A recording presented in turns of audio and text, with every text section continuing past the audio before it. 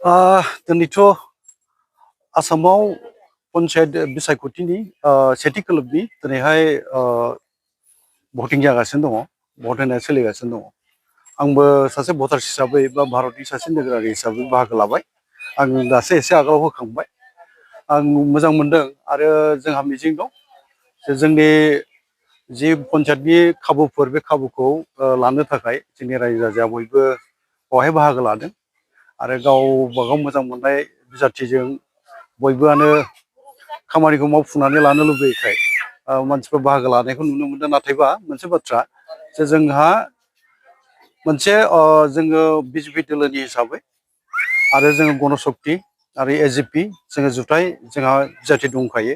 बेखायनो रायजोफोरनि गेजेराव जोङो जोंनि बिजाथिफोरखौ देरहाहोनो थाखाय खामानि मावदों।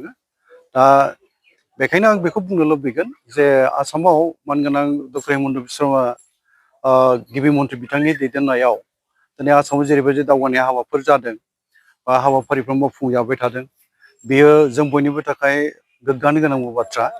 ओंखायनो जोंनि बे पन्सायत बिसायख'थियावबो जोङो जोंनि वार्डनिफ्राय लानानै आरो बिनिफ्राय एपि मेम्बार लोगोसे जिल्ला परिषद बे मोनथाम खोलोबनि जि मोनसे बिसायख'थि जागोन आरो बेयो मोनसे बेलेट पेपाराव मोनसे बिसायख'थि बियो इलेक्ट्रनिक भटिं मेसिन नङा। दा गांथामबो बेलेट पेपार मोननाय जायो। बे गांथाम बेलेट पेपारखौ लानानै जोङो भटखौ होनांगौ जानायाव जोङो गुबैयैहाय जोंहा थोंजोङै एपि आरो जेडपिसिखौ जोङो बिजेपिनि जि मोनसे सिम्बल पदुमफुलनि सिन बा बर'फ्रा फामि बिबार होनो, बे सिनावहाय जोंहा भट थुनांगौ आरो वार्डआबो जोंनि माहारि आफादफोरजों सायख'जानाय थान्दैफोरखौ जोङो सायख'नानै जोङो देरहासार खालामनानै जोंनि मोननो गोनां खाबुफोर पन्सायती राजनि गेजेरजों बे खाबुफोरखौ जोङो लानो थाखाय बयबो साखाफारा जादों। गुबैयैहाय दिनै सिमेन्ट सापरि बे हायार सेकेन्डारियावहाय 517 मोनसे भट सेन्टार बियो। बावहाय आंनि भटआबो दङ, होखांबाय आङो। मोजां मोनदों आरो रायजो राजा गासैखौबो आं खावलायनो लुबैगोन नैथि खोलोबआ 7 अक्ट'आव जागोन। दिनै सेथि खोलोबनि जादों।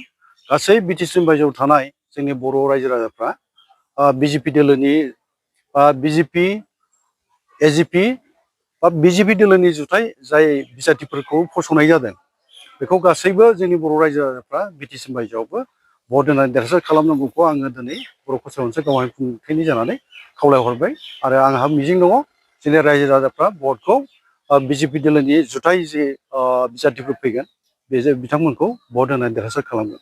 सिमेन्ट सापरिया जे नोंथांनि सारनि मोनसे न'खर आन्सलिक माबायदि मेसेज फैदों सारनाव?